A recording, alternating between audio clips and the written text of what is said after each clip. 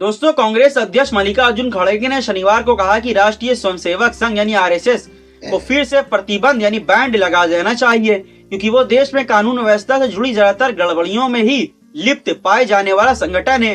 उन्होंने यह भी कहा कि उनके व्यक्तिगत विचार हैं, ये उनके। उन्होंने समाजवादी पार्टी के अध्यक्ष अखिलेश यादव के एक बयान के जुड़े सवाल का जवाब देते हुए कहा कि मेरा व्यक्तिगत विचार है कि आरएसएस पर प्रतिबंध लगाना चाहिए।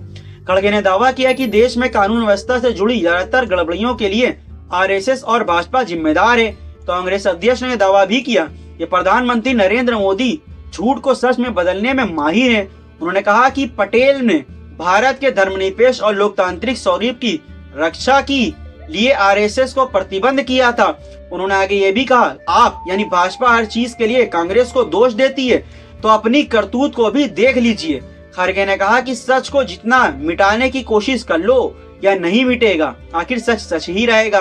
उनका कहना था कि वे यानी प्रधानमंत्री और भाजपा हमेशा स्वतंत्र भारत के पहले प्रधानमंत्री पंडित जवाहरलाल नेहरू और देश के पहले मंत्री गृह मंत्री सरदार वल्लभ भाई पटेल के बीच झगड़ा दिखाने की कोशिश करते हैं, जबकि नेहरू और पटेल के बहुत अच्छे रिश्ते थे और पटेल ने नेहरू को जनता का नेता बताया था। उन्होंने कहा कि भाजपा से मैं कहना चाहता हूं कि दही में कंकड़ मत ढूंढो, आपका इतिहास सबको मालूम है। नेहरू ने ही सबसे पहले गुजरात में पटेल की प्रतिमा का अनावरण किया था, जो सरदार सरोवर बांध की बुनियादी रखी गई थी। प्रधानमंत्री नरेंद्र मोदी ने शुक्रवार को कहा कि सरदार पटेल अन्य रियासतों की तरह पूरी कश्मीर को भारत में मिलाना चाहते थे, लेकिन तत्कालीन प्रधानमंत्री जवाहरलाल नेहरू ने ऐसा नहीं होने दिया। गुजरात के एकता नगर में स्टैच्यू ऑफ यूनिटी के पास राष्ट्रीय एकता दिवस परेड के बाद उपस्थित लोगों को संबोधित करते हुए मोदी ने कहा, सरदार पटेल का मानना था कि इतिहास लिखने में समय बर्बाद नहीं करना चाहिए, बल्कि इतिहास बनाने के लिए कड़ी मेहनत करनी चाहिए।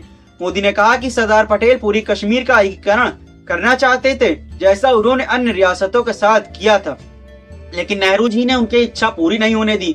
कश्मीर को विभाजन हुआ, इसे अलग संविधान और अलग झंडा दिया गया और कांग्रेस की इस गलती का खामियाजा देश को दशकों का भुगतना पड़ रहा है। ये तो मोदी जी का दोस्तों झूठ है कि 2014 के बाद से अंधभक्त और कंगना रनावत कहती हैं कि हमें आजादी 2014 के बाद मिली। आखिर 1947 के बाद उनके बाप दादा कर क्या रहे थे जो वो इस देश में रह रही थी।